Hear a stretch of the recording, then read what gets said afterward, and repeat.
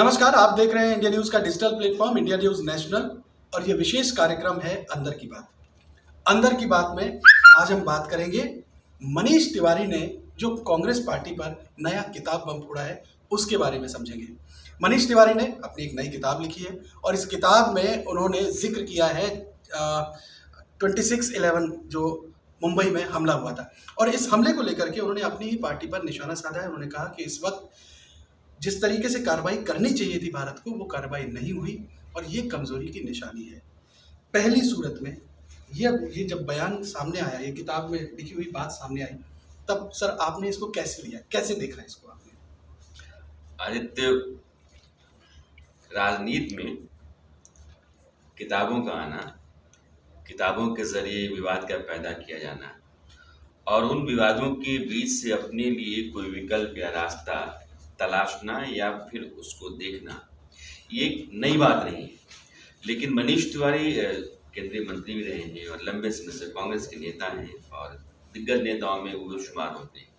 ये अलग बात है कि अभी G23 जो कांग्रेस में एक अलग धड़ा है, जो गांधी परिवार से नाराज चलता है, पार्टी में अध्यक्ष पद की लड़ाई एक अलग तरीके से लड़ता है कि नहीं, परिवार से बाहर भी अध्यक्ष होना चाहिए।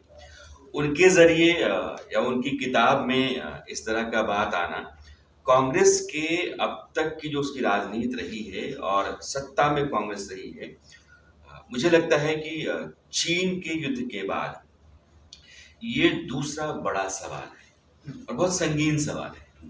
एक सरकार जिसकी कामयाबी का ढिंढोरा कांग्रेस पीटती रही, मनमोहन सिंह की सरकार 10 साल रही, उसने देश को तरक्की के रास्ते पर आगे बढ़ाया, लेकिन उसी सरकार के दौरान इस देश में अब तक का सबसे बड़ा आतंकी हमला हुआ 26/11 और जिसमें 160, 65, 66 लोग मारे गए थे। इतने बड़े आतंकी हमले के बाद यह देश चुप था और कोई बड़ा एक्शन नहीं हुआ। हिंदुस्तान जो एक सॉफ्ट नेशन माना जाता था, उसकी एक बड़ी बानगी, बड़ा सबूत फिर से आया था। मनीष तिवारी ये कह रहे हैं कि उस समय चुप नहीं रहना चाहिए था, हिंदुस्तान को जवाब देना चाहिए था। जवाब कौन देता? सरकार देती, मनमोहन सिंह देती। यानी कि मनमोहन सिंह सरकार में वो साहस नहीं था या राष्ट्र को लेकर के वो जज्बा नहीं था कि अब खड़ा हो। इसके बाद एक दूसरा इसका हिस्सा है, समझना बहुत जरूरी है, क्योंकि कोई बात जब आप कहते हैं तो उसका एक और संदर्भ होता है, कंपेयर करते हैं, और जब आप उस संदर्भ में जाते हैं तो लगता है कि आपने तो बहुत बड़ा गुनाह किया। तो आपने नहीं किया। उन्होंने ये लिखा कि इस तरह के हालात में जब आपके देश पर इतना बड़ा आतंकी हमला हो गया तो संयम जो है वो बुजदिली है। संयम की भी एक सीमा होती है और कौन से मुद्दे होते हैं। ये एक सरकार जिसने देश की सुरक्षा को लेकर के कुछ ऐसा नहीं किया कि लगे कि बहुत बड़ा देश है, एक सरकार जो चुपचाप रह गई, संयम के नाम पर उसने बुजदिली को कबूल लिया, देश की जो स्वायत्ता है या जो स्वाभिमान है उसके साथ समझौता कर लिया। कुल मिलाकर के यही वो कह रहे हैं। और किसके लिए कह रहे हैं? बीजेपी के लिए नहीं कह रहे हैं, वो उस सरकार के लिए कह रहे हैं जिस सरकार को हिस्सा रहे हैं। इसका मतलब ये है कि कांग्रेस की राजनीति पर मनीष तिवारी ने अगर इतना बड़ा हमला किया है तो उनकी अपनी मंशा कांग्रेस के बाद की राजनीति की होगी। लेकिन वो यह भी बता रहे हैं कि एक मोदी सरकार थी कि उरी हुआ तो उन्होंने सर्जिकल स्ट्राइक कर दी, पुलवामा हो गया तो फिर जाकर के उन्होंने स्ट्राइक कर दी, बालाकोट कर दिया। तो एक सरकार वो है और एक सरकार वो थी, बीजेपी ने ही तो पकड़ा है। और आपकी किताब का जो अभी का संदर्भ है वो बीजेपी के अभी के समकालीन संदर्भ के सामने लाएंगे तो आपको लगेगा कि ये सरकार तो बहुत तेवरदार है, इसमें तो जज्बा है, इसमें देश की खातिर दुश्मन को सबक सिखाने का मादा है। तो ये जो जज्बा, साहस, मादा, देश की खातिर एक जज्बा, जुनून, हाँ, ताकत, वो जुनून, हाँ, ये इसमें है, उसमें नहीं है। मनीष तिवारी की किताब कमोबेश यही इशारा करती है। तो जिस तरीके से जैसे एक आम आदमी जो सोचता है वो कंपेयर तो करता है, तो मनीष तिवारी ने तो कमोबेश ऐसा मुद्दा छेड़ दिया है जो बीजेपी को तो बैठे बिठाए कुछ करना ही नहीं है। उन्होंने तो सिर्फ वही सवाल पूछ दे रहे हैं जो मनीष तिवारी ने कह दिए। अब कौन मजबूत और कौन मजबूर, यहाँ सवाल ये खड़ा हो गया। हाँ, ये पंजाब के चुनाव के लिए कांग्रेस की खातिर नुकसान का सौदा होगा। पंजाब थोड़ा सा जुनूनी राज्य है, ज़्यादातर लोग फौज में रहते हैं, मार्शल कौम है सरदारों की। अगर वो ये समझते हैं कि यार ये सरकार ने ऐसा किया, मनीष तिवारी बड़े नेता हैं, तो कांग्रेस की सरकार पर सवाल खड़ा करने के लिए बीजेपी, आम आदमी पार्टी, अकाली दल ये सब होंगे कि ये लोग उसी सरकार वाली पार्टी के हैं जो मनमोहन सिंह जी थी 2008 में इतने लोगों की हत्या हो गई, उसके बाद भी यह जुबान गांठे बैठी रही।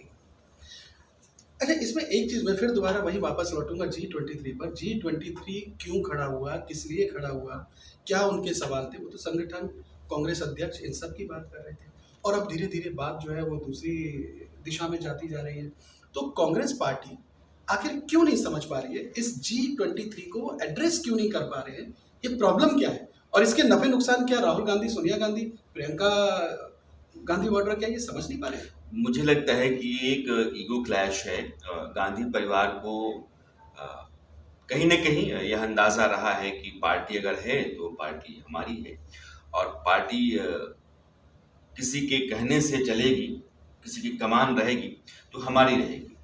चूँकि लगातार पार्टी कमज़ोर होती चली गई, सरकार गई लेकिन कई राज्यों से आपका सफाया हुआ, बहुत सारे चुनाव आप लगातार हारते चले गए।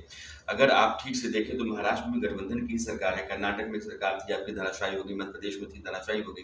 तो बीजेपी लगातार आक्रामक है, और जहाँ कहीं भी आपकी सरकार बनने की गुंजाइश होती है, वहाँ बीजेपी पहुँच करके आपकी सरकार को गिरा देती है। तो पार्टी के भीतर कहीं न कहीं एक अलग तरह की खदबदाहट है और बेचैनी है। इन नेताओं के लिए मौका मिला कि नहीं, अगर पार्टी संगठन को चलाना है, आगे बढ़ाना है, तो मौजूदा नेतृत्व है जो बार-बार हार रहा है या बीजेपी के सामने घुटने टेक रहा है, तो उसको बदल देना चाहिए। तो मुझे लगता है कि G23 जो है वो संगठन को लेकर के और संगठन के आगे बढ़ने को लेकर के, उसके भविष्य को लेकर के ज़्यादा चिंतित है। उनके सवाल बुनियादी हैं। लेकिन एक सोनिया गांधी जी हैं, आज कार्यकारी अध्यक्ष हैं, और उनको लगता है कि अगर मैंने कमान किसी और को दे दी तो बहुत संभव है कि फिर मेरे हाथ से और मेरे बेटे के हाथ से यह पार्टी निकल जाएगी और फिर हमारे पास कुछ बचेगा नहीं। उनकी चिंता अपनी जगह पे है। तो बीजेपी जो बार-बार कहती है कि परिवार और बेटे की चिंता में कांग्रेस, सोनिया गांधी ने इतने सारे फैसले कर लिए। तो G23 के लोग जो हैं वो कांग्रेस के भीतर शायद जो अभी संगठन है, जो राहुल गांधी, सोनिया गांधी के ज़रिए चल रहा है, उसमें उनकी कोई गुंजाइश नहीं है, और ये गुंजाइश ना होना ही मनीष तिवारी का कांग्रेस पर हमला करने का एक बड़ा कारण है, क्योंकि अब उनके पास दूर-दूर तक कांग्रेस के भीतर कुछ भी वैसा हासिल करने की स्थिति नहीं दिखती है, जो उन्होंने पहले हासिल किया है।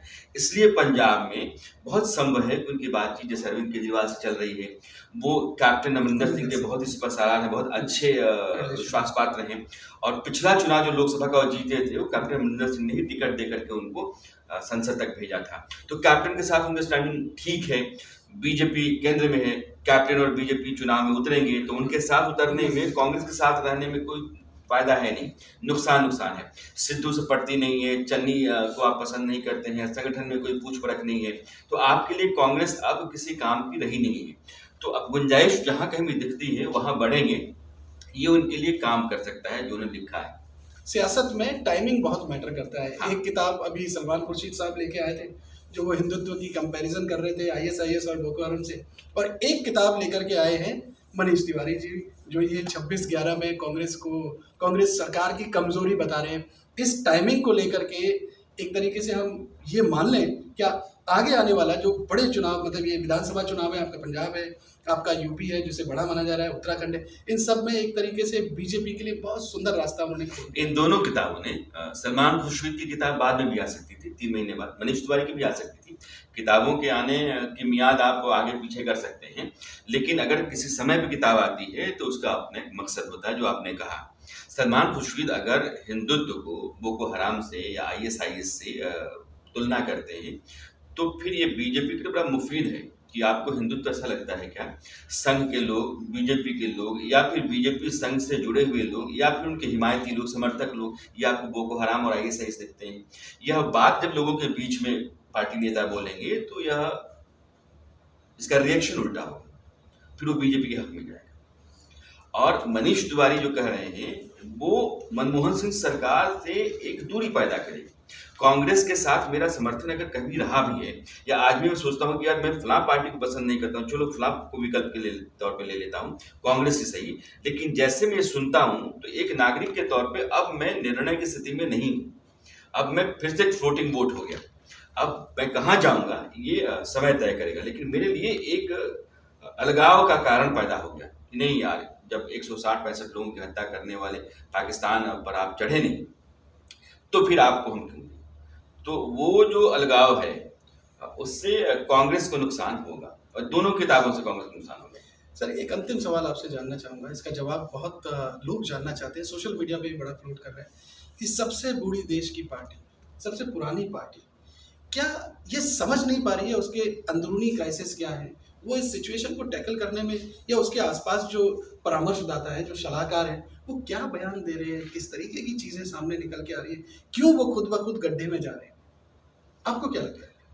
मुझे लगता है कि राहुल गांधी के पास जो भी सलाहकार हैं और संगठन के भीतर जितने भी लोग हैं वो दो तरह के हैं। पहला ये है कि कुछ लोग ऐसे हैं जो पढ़े लिखे तो बहुत हैं लेकिन उनके पास कोई ज़मीनी समझ नहीं है, और दूसरा वो लोग हैं जिनको पार्टी के भीतर से फायदा उठाना है, चाहे पार्टी का जितना भी नुकसान हो जाए। मुझे ऐसा लगता है कि जिन लोगों को दरकिनार करके पार्टी अभी आगे बढ़ रही है, भले वो बुजुर्ग नेता हैं लेकिन उनके अनुभव का फायदा पार्टी उठा सकती थी। कपिल सिब्बल, गुलाम नबी आज़ाद या फिर मनीष तिवारी, ऐसे नेता हैं जिनको आप मंच पे खड़ा करेंगे तो पार्टी का वजन बढ़ेगा। इनको हटा करके, दरकिनार करके पार्टी को आप मजबूत कर पाएं या संगठन को आगे बढ़ा पाएं, ऐसी स्थिति आपकी अगर हो जाए तो बेहतर है, लेकिन हो नहीं पा रही है। अगर आज की तारीख में नरेंद्र मोदी अकेले अपने पूरे संगठन, पूरी पार्टी को उन्होंने चुस्त दुरुस्त कर दिया, 24 घंटे के रोटेशन में ला दिया है। आपकी डिलीवरी है, आप अगर आप काम नहीं कर पा रहे हैं, उस रेस में नहीं खड़ा हो पा रहे हैं, तो आप हाशिए पर जाइए, किसी और को मौका दीजिए। ये जो रफ्तार है, तेवर है, अगर आप कर पाते हैं तो बेहतर है। मैं हमेशा कहता हूँ लोकतंत्र में विपक्ष का भी उतना ही मजबूत होना जरूरी है जितनी सत्ता है। तो एक स्वस्थ लोकतंत्र चलता है। विपक्ष जितना कमजोर होता चला जाता है वैसे सत्ता के लिए काम करना आसान हो जाता है। और कांग्रेस ने ना सिर्फ अपने आप को कमजोर किया है, अपनी कमजोरी के जरिए उसने हिंदुस्तान के लोकतंत्र को भी कमजोर किया है। जी बिल्कुल।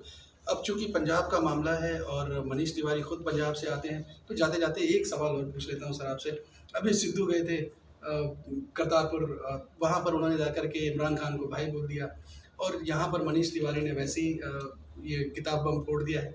तो पंजाब में कांग्रेस की हालत कैसी? नहीं, मनीष तिवारी ने सिद्धू के बयान पर भी अपनी प्रतिक्रिया दी थी। उन्होंने कहा था कि जिस इमरान खान की कमान आईएसआई के पास, जो आईएसआई कमान रखते हैं, जो हमारे यहाँ आतंकवादी हमले कराता है, उसको भाईजान कैसे हम बोल सकते हैं। तो उन्होंने तुरंत अपनी प्रतिक्रिया दे दी थी। तो उन्होंने बता दिया था कि मेरा ये हथियार बेचता है, मामला क्या है। लेकिन सिद्धू जो हैं वो अनगाइडेड मिसाइल हैं। वो क्रिकेटर थे लेकिन नेता आप हो जाएंगे, और वो भी जिम्मेदारी के साथ काम कर पाए। उनसे आप अगर ये उम्मीद करते हैं तो आप किसी मुगालते में हैं, ऐसा नहीं हो सकता है। वो अपनी ही सरकार में 10 पेच निकालना शुरू करते हैं, अपने ही मुख्यमंत्री के फैसले पर सवाल खड़ा करना शुरू कर देते हैं, अपने ही संगठन के भीतर 10 लोगों के खिलाफ 10 बातें करना शुरू करते हैं। तो वो वाहे गुरु टाइप गुरु गुरु करने लगते हैं, और गुरु गुरु करके वो सब गुरगोबर कर देते हैं।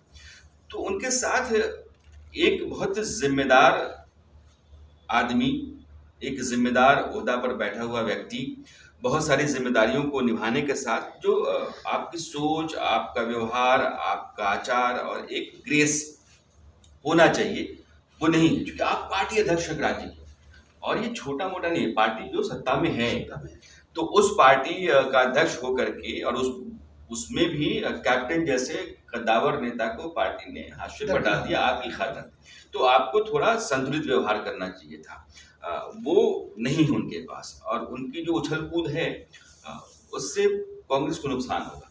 कैप्टन ने जो कहा था कि सिद्धू कांग्रेस का बंटाधार कर देंगे, और यह बात बाद में समझ में आएगी, मुझे लगता है कि वो ठीक सही साबित होती दिख रही है। बहरहाल मनीष तिवारी ने जो अपनी किताब में बात लिखी है, उसके पीछे क्या वजह है और उसका कांग्रेस को क्या आगे आने वाले समय में सिला देखना पड़ेगा, ये तमाम सारी चीज़ें इस वीडियो के माध्यम से आपको ज़रूर समझ में आई होंगी। बहुत शुक्रिया राणा सर आपका। और अगर आप इस मुद्दे को लेकर के अपनी कोई राय रखते हैं तो आप कमेंट बॉक्स में जाइए और अपनी राय रखिए, और इस जानकारी को आप ज़्यादा से ज़्यादा शेयर कीजिए। इंडिया न्यूज़ नेशनल को सब्सक्राइब कीजिए। बहुत शुक्रिया।